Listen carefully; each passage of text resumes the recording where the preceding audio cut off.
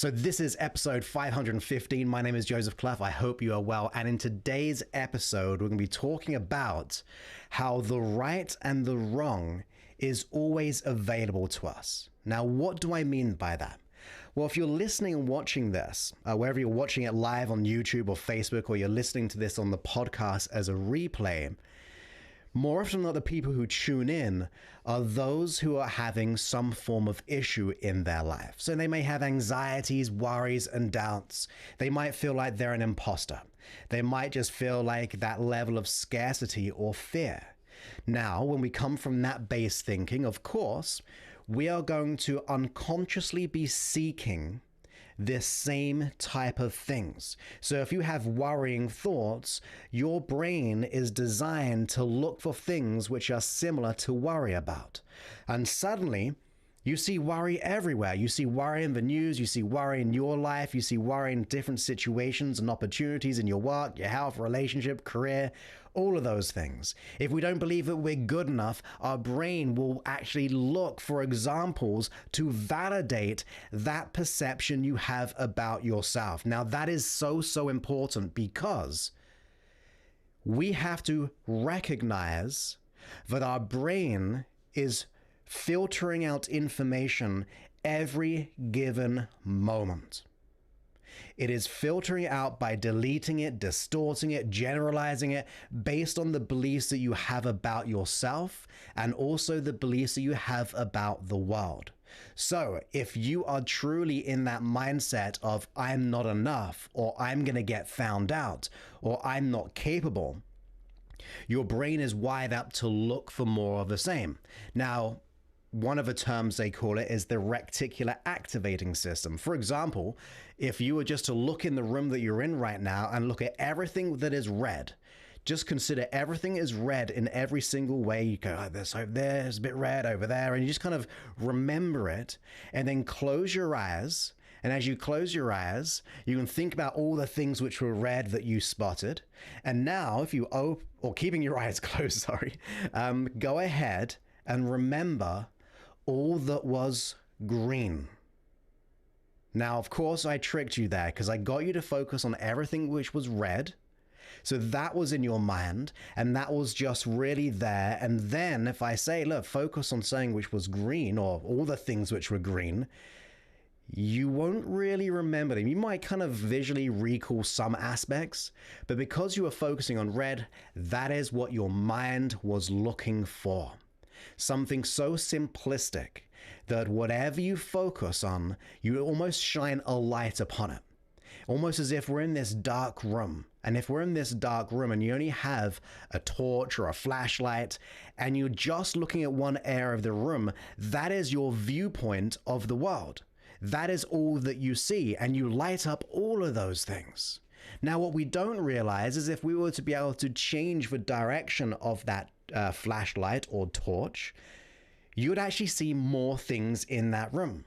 But we've been programmed through experience to focus on our thoughts, our beliefs, and all of those things which generates your perception. Whatever you perceive to be true is going to be true for you. Henry Ford said, I believe, whether you think you're right or wrong, you're right.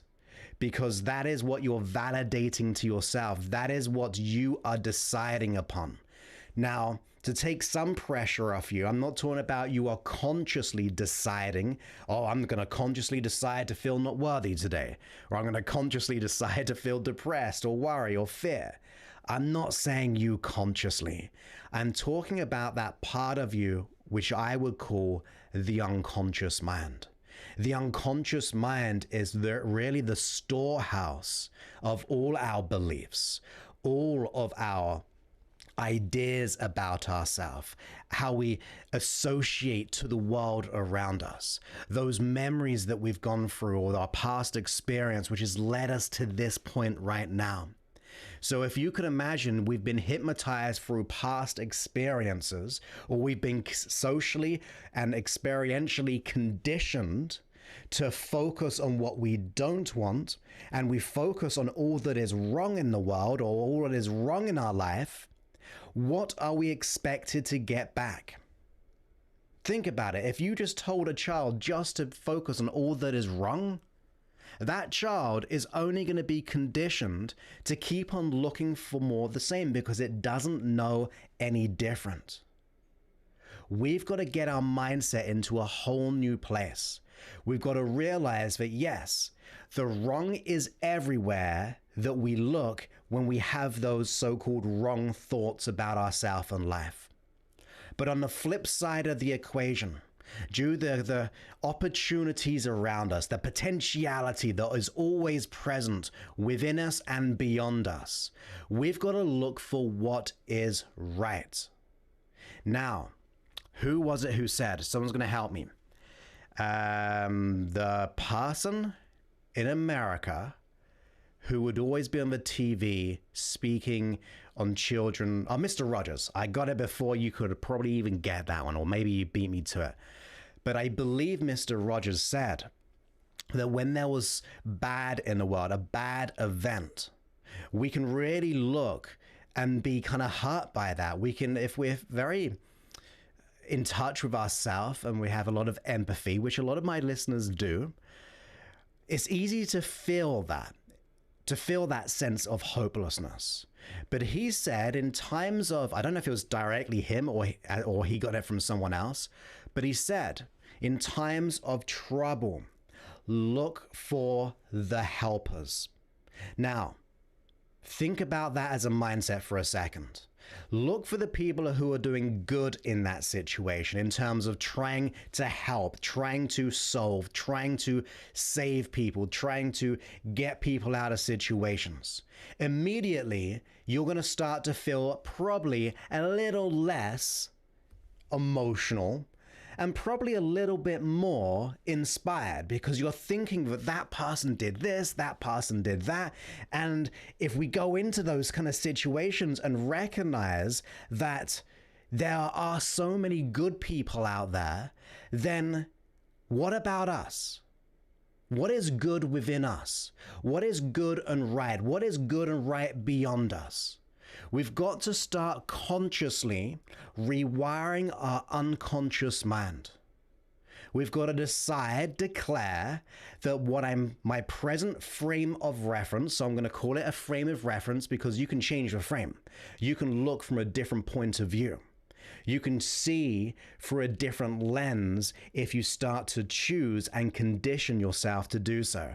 I'm not saying it's easy. That's why we use things like hypnosis, right? It helps us, it gets us back on track. It doesn't have to be easy, but once you change your frame of reference, when you change your point of view, if you start to look for the right in your life, the right opportunities, your brain over time is going to start to get wired to look for more of it.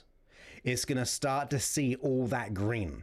It's going to start like all the things you were focusing red in the room. We did that fun little experiment. You're now going to start to see all the green instead. And therefore, you're going to realize that your situation, and it can be bad, it can be hard, it can be a struggle.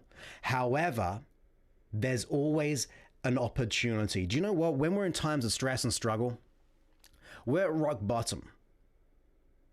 But where are foundations built? At the rock bottom, right? They're right at the bottom. So every setback is time for a comeback. So we've got to, even if we're feeling rock bottom, we've got to build the foundations for success that will yield what we desire in the future. When we start to come about it from that point of view, we're wiring and gearing up our thoughts to see what can be done that will serve us. And then we may even ask, well, what can I do to change this situation? What qualities do I have which I've been shying away from? You know, my friends have always said, I'm a kind person, I'm a great person, you always help me. They could say things like that. They're not probably just saying it for fun. So maybe we should start for rather seeking external validation from our circumstance. Oh, this is why I am like I am. This is why I'm poor. Or this is why I have bad relationships. This is why I can't progress in my career. All those reasons are just validating the same old mindset, which will keep on getting the exact same experience. And if you're like me, you're probably wanting to shift that. If you're like me and you're ready, you're going to assume responsibility that even though this circumstance, this situation right now is not to my liking, it's not to my, excuse me, it's not to my liking, it's not to my happiness, it's not to my joy, even though my life shows up like it is right now, I'm prepared to look for something different, to allow my focus to be on something else. Now, at times, your unconscious mind will trick you back. You'll start to go, look, what about this, though? You failed in that situation. What if that person thinks this? What if you fail again? All of those things, it might start to try to trip you up. But in times when you have that thought, it is your conscious responsibility to go, no. Even though this is the case right now, it doesn't have to be my future. It doesn't have to be my soon-to-be future. Because what I do right now, if I go, I'm going to start to focus on what is good. I'm going to look for the helpers. I'm going to look for people who have got out of my situation.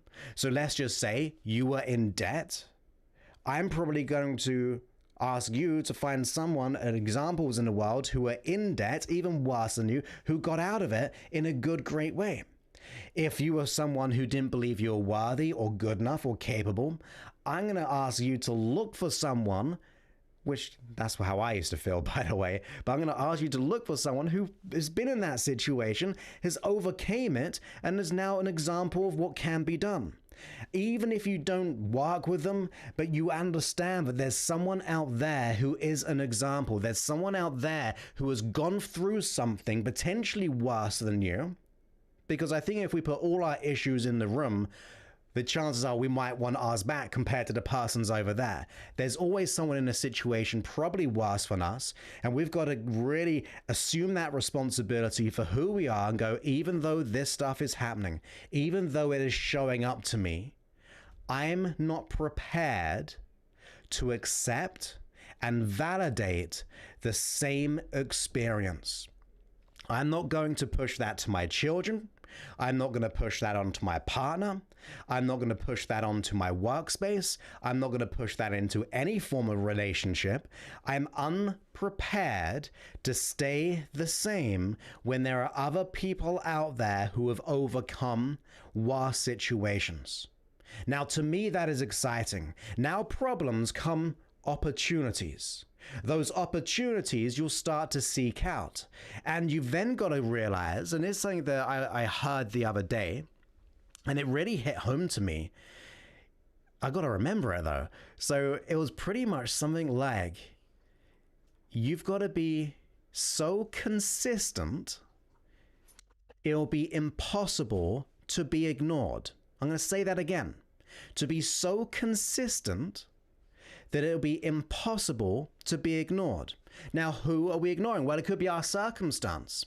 The circumstance where we're in goes, oh my goodness, this person's changed. I'm not going to keep throwing things at this person because they're a warrior. There's someone who's assumed responsibility and they're not willing to stay the same.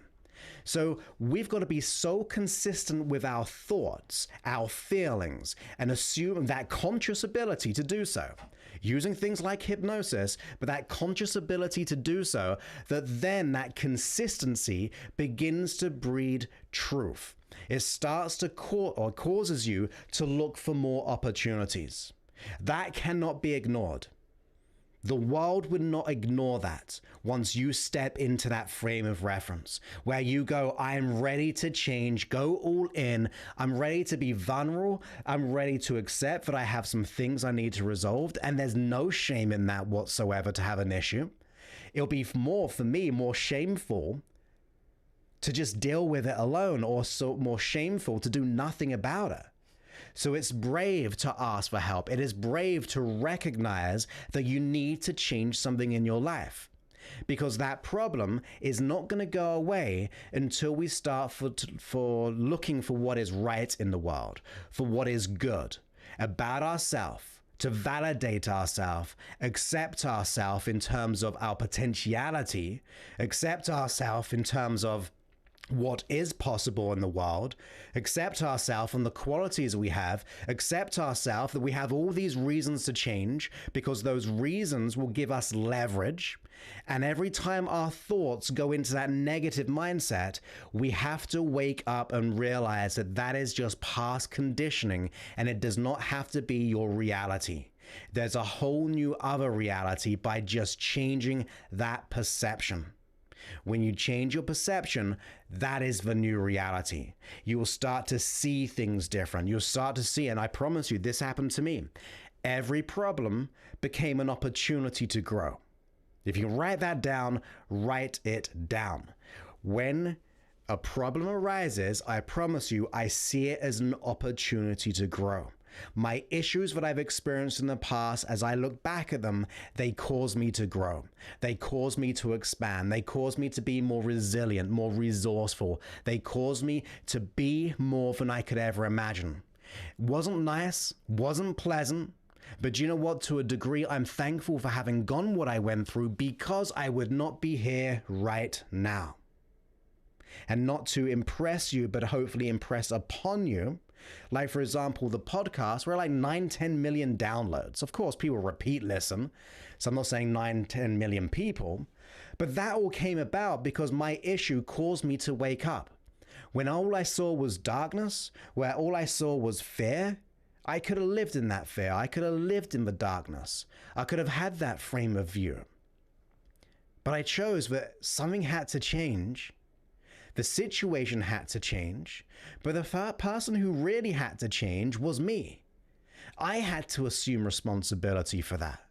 So you've got to be so consistent as much as possible to change your beliefs, the consistency to regulate your feelings. Check out the previous episode, which will be 514, I believe, when it comes to beliefs and emotions.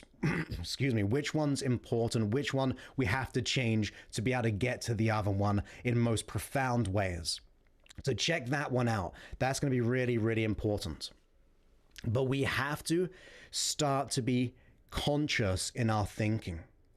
We don't know what we don't know because it's usually happening beneath the surface. But once we start to recognize and start to be consciously competent at how we're thinking, when we start to be consciously competent of regulating our emotions and starting to shift the attention, shift the focus on what is good and what is right in my life, what is good and what is right in the world, once I start to do that, guess what happens next? My unconscious mind gains that competence as well. Just think, we got into this situation through that consistency, right? That program, external experience being imprinted internally. So we're just wanting to do the reverse experience. We're just kind of flipping it. We're flipping it around to be able to get what we want. If you think of anxiety, anxiety is focusing on all the things which could happen, which is bad. What if you start to ask yourself a question, I wonder what good things can come from this? Notice your thought pattern. When you think of, oh, I wonder all the bad things that could happen from this experience, you're going to probably look for more bad things. It's scary, right? Why would we do that? Of course, it's unconscious, so I'm just being a bit playful there. But if we ask ourselves, what can go right? How can I overcome? How can I learn because of this? My mind is going now into a different direction. It's looking for solutions. That line of questioning comes from you. It has to start from you. We've allowed our unconscious minds on this free ride of just doing whatever it wants to do. And good intentions, of course, is usually protection or safety of some sort. But we've got to regain the control. Someone once said, who's driving the bus? Is it in other words, are we driving it? Or is our unconscious mind running it? The bus could be the unconscious, but you are sure the driver to your destination. If we think of a satellite navigation system, since we're talking about vehicles, let's just say you get into a car, you're going on a trip. What is the first thing you do when it comes to that satellite navigation system or GPS? You put in your destination. When you put in your destination, what happens? It's weird. These directions appear. Sometimes they give you shortcuts. Sometimes they give you the scenic way. Sometimes they'll notify you about things happening on the road which hold you up to go for a detour. Isn't that great that the little GPS satellite navigation system figures out the journey by you putting in the destination? Pretty awesome. Now, what if you put in that destination all the places you didn't want to visit? Let's just say I'm in San Diego and I wanted to go to, I don't know, like say LA. But I put in the GPS, satellite navigation. Well, I'm going to put in New York. Then I'm going to put in Colorado. Then I'm going to put in Austin, Texas. Then I'm going to put in Washington. Then I'm going to put in Boise, Idaho. Then I'm going to go to Salt Lake, Utah. Now, before I know it, it's the longest journey in the world. All the places I didn't want to go, although I've been to most of those destinations and they're very, very good, but I just didn't want to go there on this journey. So if we're putting in all the destinations of all the things we don't want to visit, it'll be the longest trip in the world. So why does a GPS system work? Because you put in your destination, where you want to go, and it figures out the way. Now change the GPS to your great unconscious. You still have to consciously put in the address as to where you want to go and be consistent with it. It might try to take you to different locations, but you want to keep on inputting that location, and over time you will retrain it to go to where it wants to be. Because our brain is the most powerful computer it can ever be. I'm sure of it. Unless AI and things are crazy. But right now, our brain is really, really powerful computer, but it's got to be programmed in the right way. Yes, you can fast track it using things like hypnosis and all those kind of things, NLP, coaching, programs, books, audiobooks. I love them all. If it's geared to success and solution, I love it. If it's geared to growth, I love it. But it comes from you. Don't focus on the big leap. Focus on what you can do today. Focus what you can do every hour, every morning to set up your day. How to journal, how to be grateful, look at your reasons why you're wanting to change, how much you're putting into yourself, all of those things. It starts with you. Those small little steps will start to gain momentum. Almost as if you're like pushing this big rock up a hill and it's hard, but you're pushing forward. And it doesn't have to be one big step. It could be just a centimeter, because that boulder, that rock is pretty heavy. But the higher you get on that mountain, it starts to level off. And then as it starts to level off, guess what happens next? Usually it goes down. So now you're bringing that rock, that stone, and it's just going by itself. It's gaining momentum because you did all the hard work of getting it to where it needed to be. And now we're utilizing the gravity of the rock and all the things to be able to get that progress. So in the beginning, it was very hard, but in the end, it leveled out. It got easier. Because in the beginning, you're starting to realize that actually I'm out of control. Oh, now I'm starting to implement things. So now I'm starting to be consciously competent. Oh, now as I'm more consciously competent, my unconscious mind is becoming competent too. It's starting to recognize the habits and the patterns. Another example about that, when you first learn to drive a car, if you can drive a car, or when you learn anything, but in this example, we'll use a car. It's a bit of a car, buses and all sorts, right? GPS. But if we think about it, when you first learn to drive, you were not very good.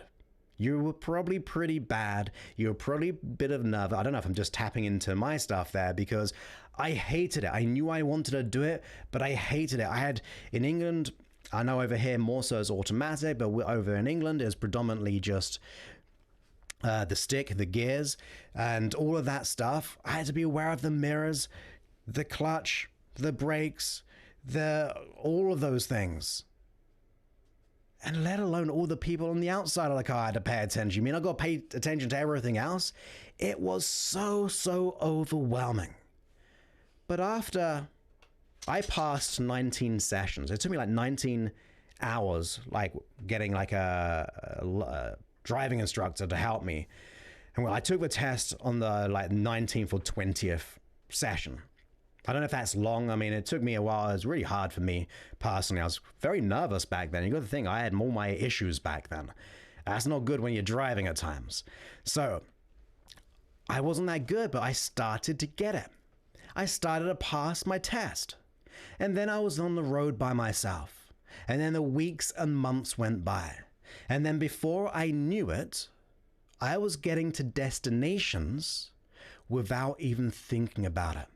Yeah, I consciously got in the car, consciously turned on the engine, put it into gear, all of those things, and I had some brief ideas of what was happening, but I'm sure you know those driving trances when you sometimes don't realize how you got there because it became unconscious. So in the beginning of anything you're learning, you will take a bit of time to do that. But after a while, it's almost like handing it over to your unconscious mind.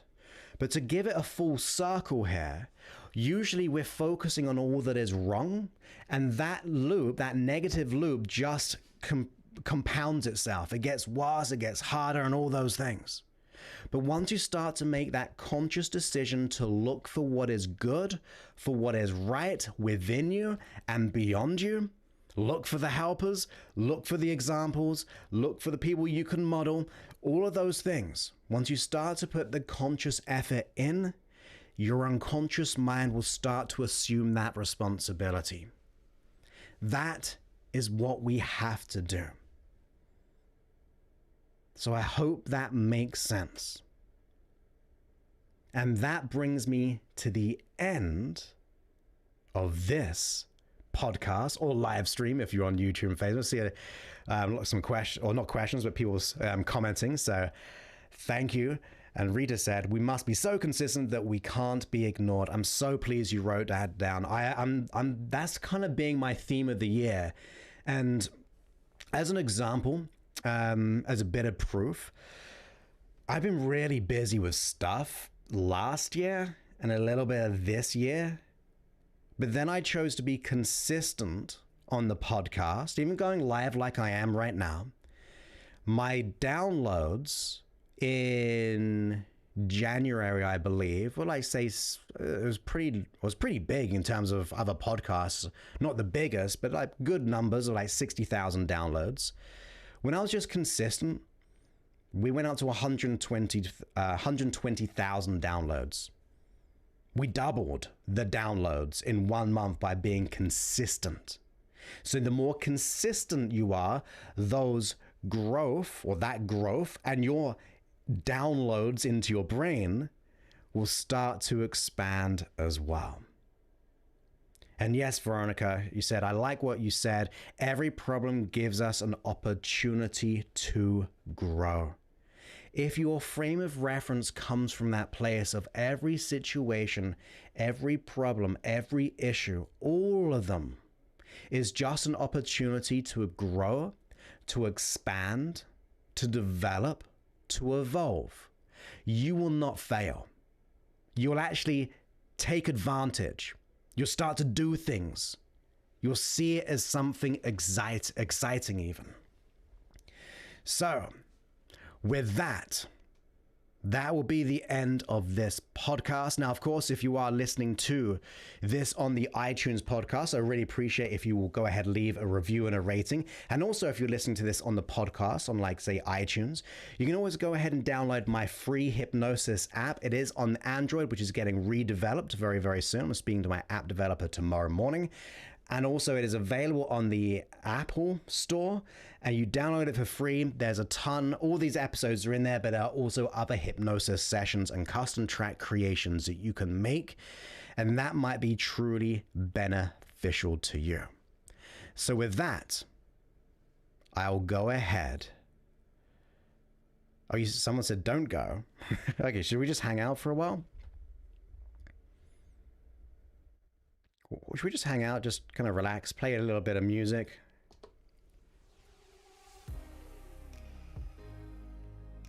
So we got a question here. What is the best beginning to get your message out? So if we're talking about, say, your best beginning to get your message out, it's to really be so consistent that you will be impossible to be ignored.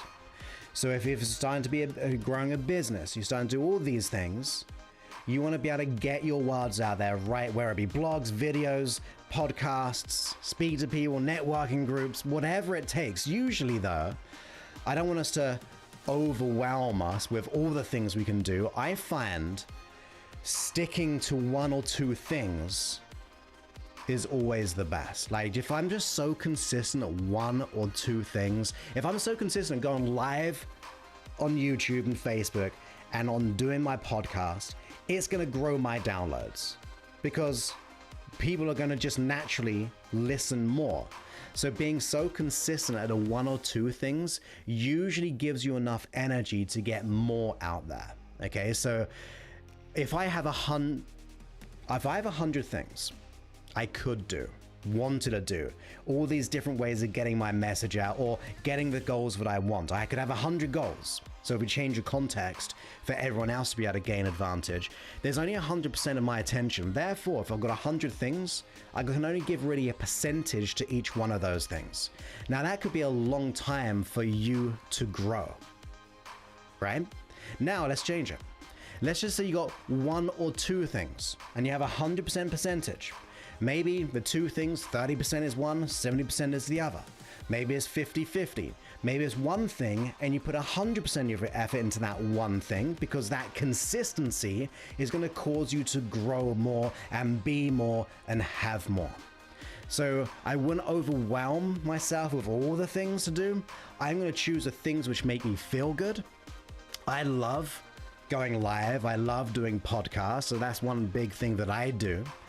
And I think that is something that if we were to do within ourselves more consistently, it's going to really, really help us grow and gain that momentum. Every small step. A lot of people want that big leap, but it's every small step which gains the traction. Everyone wants that overnight success, but they don't see the other steps they did to get that overnight success. It could be that tipping point. So all the hard work that we do gets us into that place of the tipping point. Do you remember I said about the mountain? All the hard work of lifting up that mountain, or lifting up the mountain, that'd be even better. Lifting up that rock and that boulder, that's hard work. The success is going over the other side and gaining that momentum. That's the overnight success. But people don't see the hard work of getting up to the top of that mountain. Awesome, awesome, awesome. Let's see what we got here. So I feel this, it's just an affirmation, yes. And one thing about affirmations, and I've talked about this, they are good and great. And obviously if you're listening to this, like you're affirming, well, that's true, or Joseph, that's wrong. I mean, it doesn't matter what it is. That knowingness, if you feel like it's truth, is really, really good. But always remember on top of that as just like an add-on. If we keep affirming and affirming and affirming, then, and if we have an issue, there can be a conflict involved. And the analogy I always have is this. Let's just say this wall right here starts to develop some mold. And then I just paint over it. What's going to happen? Well, the mold's going to grow back. What am I going to do to fix it? Am I just going to keep on painting over it or wallpapering? No. I'm going to diagnose the root of that mold to be able to figure out what is the issue creating it. So the paint is the affirmation in this analogy. We can affirm and affirm and affirm and affirm and affirm, but if there's something beneath the surface which is going a little bit skew with, we need to solve that as well. So I understand like what you said is perfect in saying that you feel this and it's a great affirmation. I just want a reminder for everyone to also seek out that core aspect and get what it is. Yeah, cutting out the drywall and replacing. Yeah, and then guess what? Once you have that great wall, which is all clean and clear, you can paint as much as you want because it's just going to get better. So then the affirmations stick. Then they get bigger and better. So that's why affirmations are wonderful. Just make sure, ideally, do it with a nice, cool, wonderful mind, which is all good and great. And also Christina says, I love your program. I feel like I'm growing more than I have in years. Oh, that's so fantastic, Christina. I really appreciate you for saying that. And also a question from you as well. What do you achieve by journaling every day? Well, there's a couple of reasons for this. Journaling. What we keep on the inside gets confusing and hard because we're not expressing it. So when we journal, it's an output. But more than that, if you have, say, a pen, not digital in other words, and you're writing it out, and if you want to be eco-friendly, go and get like a Rocket book. There's other ones out there, it's no plug at all, but I use a Rocket book and you just kind of take a photo, use their app and it uploads to like wherever you want, and they can wipe it off again. So if you want to kind of be a bit more eco-friendly, because it lasts a long, long time. But by writing out something, you're using your kinesthetic, so your feelings, your touch, your movements. So you're now engaging your mind, is coming through the body, and you're getting it out there, and you're also watching it. So therefore you're adding the visual aspect to it as well. By journaling, you're going to get more clarity. You're going to start to understand more. Now, when I do this, and I do it fairly frequently when it comes to my goals, I will write out my goals over and over again. I'll do all the calculations over and over again. Even if I know the calculations off by heart, because I've said them so many times. I'm talking about business goals here. When it comes to impact, transformation, even monetization, all those things, you got to make money if you're going to have a business, right? So I do that even though I know it, because I'm just ingraining it. Think of the journaling as an affirmation, okay? Has the same kind of features to it, really. We're verbalizing something, but also we can journal it as well. And adding it in a kinesthetic way is an outlet and also a level of consistency. Okay, so once again, being so consistent, it's going to be hard to ignore. Once we're so consistent in journaling, it's hard to ignore what the real issue is or where we want to be, or we're affirming that this is what we really, really want. Okay.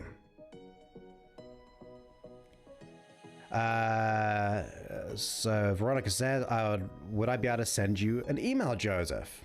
Of course you can. Now, I get a lot of emails, because obviously get a lot of downloads, as I said, but I do reply to most, and I also have my great, wonderful assistant Sarah to assist me, but it will be at my email address, which is joseph@josephclough, CLOUGH.com. So joseph@josephclough.com.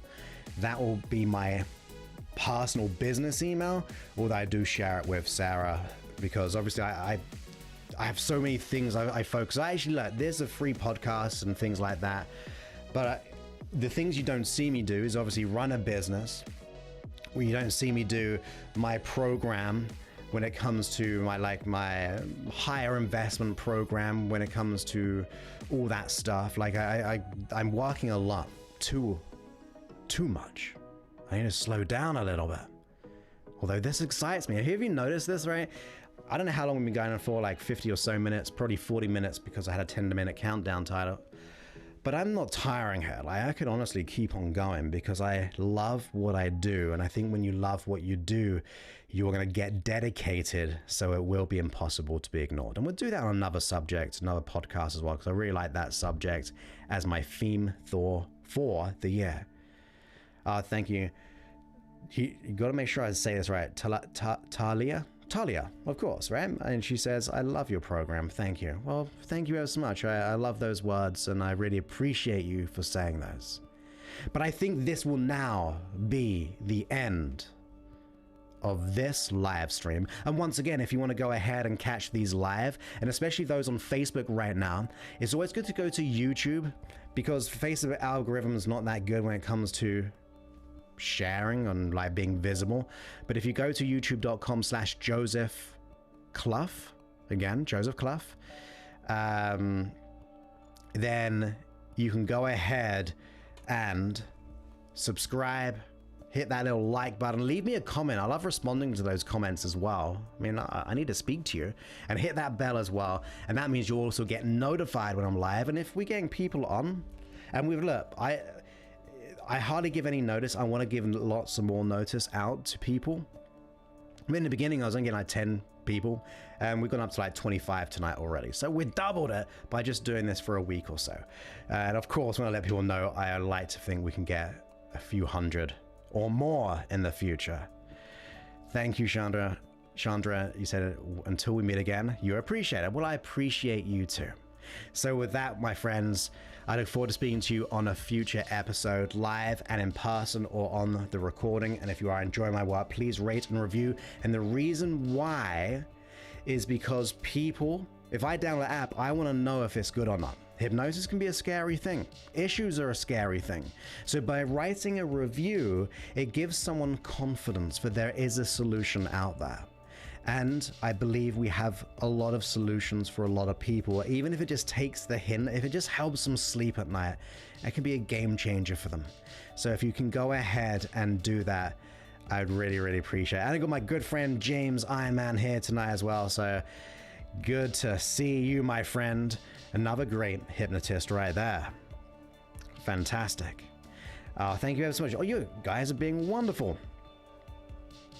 So I might just hang around for this feedback. It's like kind of absorbing it all, kind of getting that nice little bit of external validation there, which is also good as well. It's not egotistical to accept someone's compliments, by the way. I mean, if a friend really says something nice to you, I think we should accept, even if we didn't believe it, we got to accept that they believe it. So we can validate them and their words because it's meaningful. Don't ignore that. Understand that someone likes, loves, and appreciates you. And when you do that, you give yourself permission to start to accept the exact same thing. Okay, I'm going to read some of these out. So we've got love your hypnosis app, love that analysis. May also says, you have helped me mentally and physically, greatly appreciated. Marcia says, thank you for what you do. I listen to you every day. Fantastic. Talk seeing probabilities. I don't know what that means quite yet, but feel free to just make it a little bit clearer. Or it could have been like, there's a delay on here as well, so it could have been about another little subject. Chandra said, that's good advice. Well, that's awesome. Thank you ever so much. And I look forward to speaking to you all very, very soon. Okay, bye-bye.